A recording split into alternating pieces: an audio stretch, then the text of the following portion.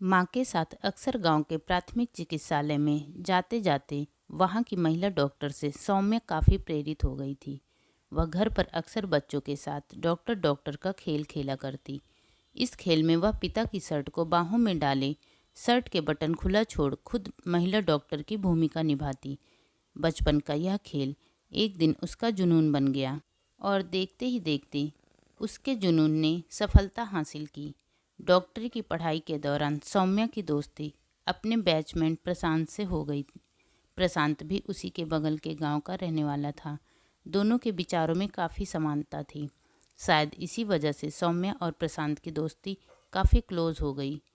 पढ़ाई खत्म होने के बाद कल तक नन्ही सी सौम्या जो डॉक्टर डॉक्टर का खेल खेला करती थी, आज खुद एक हायर डिग्री होल्डर डॉक्टर बन चुकी थी, जिसके आधार पर उसका शहर में स्थित मेडिकल कॉलेज में बतौर प्रोफेसर नियुक्ति हुई।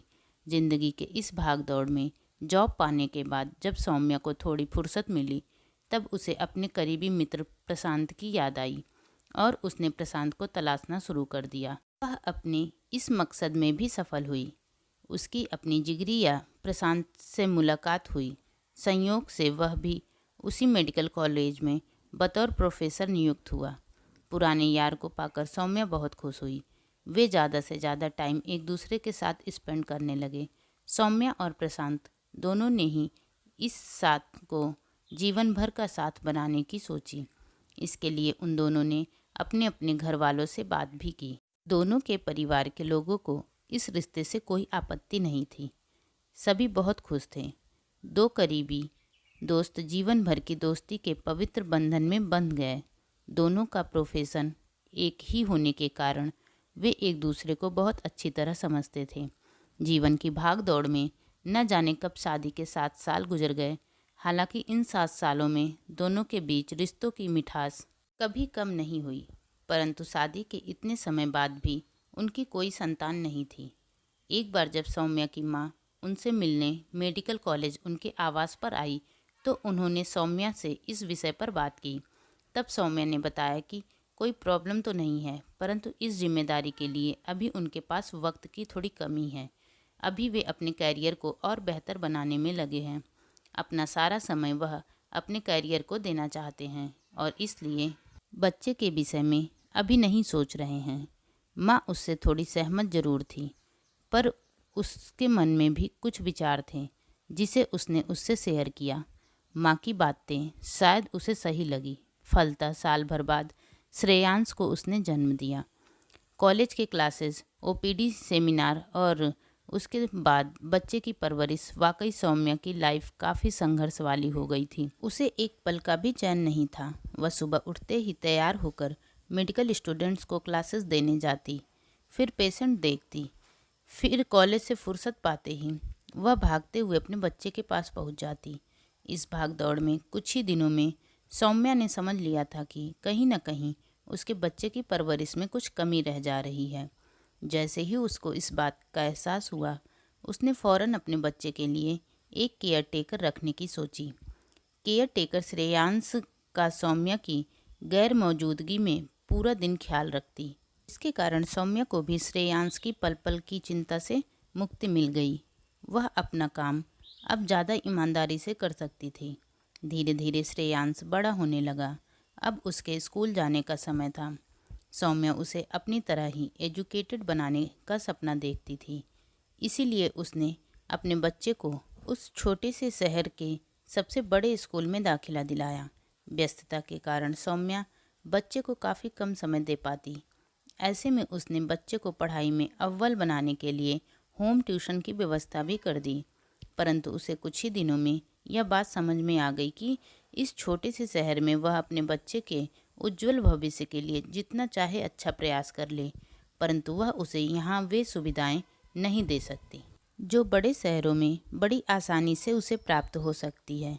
सौम्या को यह बात समझ में आ ही गई कि इस छोटे से शहर में श्रेयांश का कोई भविष्य नहीं।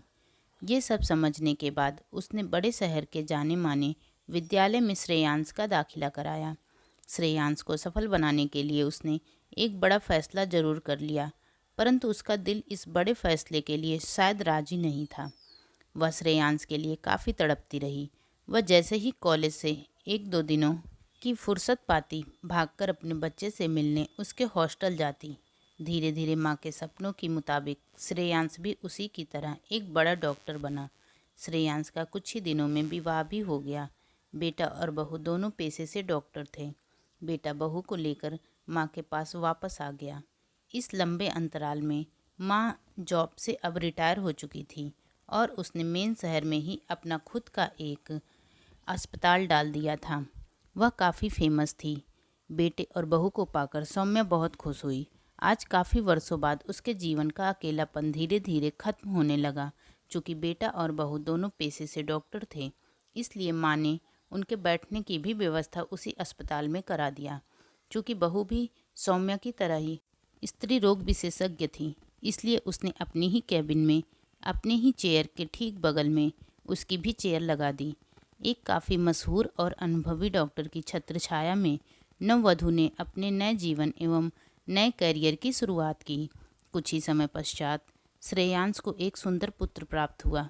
सौम्या अब माँ से दादी बन चुकी थी। वह फूले नहीं समा रही थी। आज उसकी ज़िंदगी में कुछ था, धन दौलत, सारे ऐशो आराम और तन्हाइयों को कहीं दूर फेंकता उसका अपना भरा पूरा परिवार। आज जाके उसने खुद को कंप्लीट माना। मगर इन सब के बीच बंद कमरे में कुछ और भी चल रहा था, जिसकी खबर शायद सौम्या को नहीं थी। असल में बहू बड़े शहर में रहकर बड़े बड़े ख्वाब देख चुकी थी। अब उसके पांव इस छोटे से शहर में नहीं टिक पा रहे थे, जिसको लेकर अक्सर उसका अपने पति से बहस होती रहती। हालांकि ये बातें कभी भी बंद दरवाजे के बाहर नहीं गई।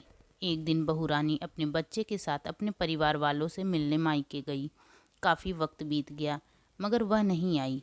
ऐसे में जब भी सौम्या उससे पूछती तो वह कोई न कोई बहाना मार वापस आने की बात को टाल देती। कुछ ही दिनों बाद उसने सौम्या का फ़ोन भी उठाना बंद कर दिया। इसी बीच न जाने कैसे एक दिन सौम्या को दिल का दौरा पड़ा। उसे फ़ौरन अस्पताल ले जाया गया, जहां से उसे ऊंचे सेंटर भेज दिया गया। इस लंबी भाग दौड़ के बाद डॉक्टरों ने सौम्या को बचा तो लिया, परंतु आगे ऐसी कोई घटना ना घटे जिससे उसके मन को गहरा ठेस पहुँचे। ऐसी हिदायत डॉक्टरों ने उसके परिवार वालों को दी। श्रेयांश बड़ी मुश्किल में फंस चुका था। वह कभी माँ के पास रहता तो कभी भागकर अपनी पत्नी, जो अब विदेश में सेटल हो चुकी थी, उसके पास जाता। एक बार जब वह अपनी पत्नी से मिलने फॉरेन गया तो बहुत दिनों तक वापस नहीं लौटा। उसका फ़ोन भी स्विच ऑफ बता रहा था। सौम्या काफ़ी घबरा गई। वह श्रेयांश के ससुराल वालों से अपने बच्चे के बारे में पूछने लगी। तब उसे पता चला कि उसकी बहू अब विदेश में सेटल हो गई है और उसका बेटा आए दिन उसी से मिलने आता रहता है। कुछ दिनों बाद श्रेयांश घर वापस लौटा। इस बार उसके साथ उसका बेटा भी था। सौम्या बहुत खुश हुई। उसका टूटा हुआ विश्वास फिर से जाग उठा, क्योंकि इस बार बेटा अकेले नहीं बल्कि अपने बच्चे को भी साथ लेकर आया था। अब तो बहू का भी आना लगभग तय था। सौम्या इस बात से बहुत खुश थी। वह अपने पति को लेकर थोड़ी ही दूर स्थित एक मंदिर में भगवान के दर्शन को चली गई। लौटने पर उसे जो पता चला, उसे सुनकर उसकी रूह कांप उठी। असल में इस बार बेटा यहाँ कोई स्थायी रूप से रहने की नीयत से नहीं आया था, बल्कि अपना बोरिया बिस्तर समेटने के लिए आया था। श्रेयांश यहाँ खुद के द्वारा खरीदी हुई महंगी महंगी मशीनों को बेचकर हमेशा हमेशा के लिए अपनी पत्नी के पास विदेश जा चुका था। शायद उसे भी ये समझ में आ गया था कि ज़िंदगी का असली मज़ा फॉरेन कंट्रीज़ में ही है, जहाँ ज़िंदगी को हंसी बनाने की सारी चीज़ें और ऐशो आराम मौजूद है। सफलता और संपन्नता समझाने के साथ साथ अपने बच्चों को अपनेपन का एहसास भी कराएं, ताकि रिश्तों में मिठास भी बनी रहे। ऐसी क्या कमी रह गई थी सौम्या की परवरिश में, जो आज उसे ऐसा दिन देखना पड़ा। आखिर उसने श्रेयांश को क्या नहीं दिया, जिसके कारण श्रेयांश आज उसे यहाँ तन्हा छोड़ चला। क्या माँ बाप से ज़्यादा अहमियत सिर्फ पैसों की है, ऐशो आराम की है, बड़े बड़े बंगलों की है, बड़े बड़े होटलों की है, अच्छे रोड की है? क्या पैसा ही सब कुछ है? ज़िंदगी में अपनों का कोई महत्व तो नहीं है? क्या पैसा अपनों से बढ़कर है? आखिर श्रेयांश को प्यार का मतलब क्यों नहीं पता? आखिर वह प्यार की अहमियत क्यों नहीं समझ सका? वह अपनों के महत्व को क्यों नहीं जानता? वह प्यार की माँ दुखी क्यों है?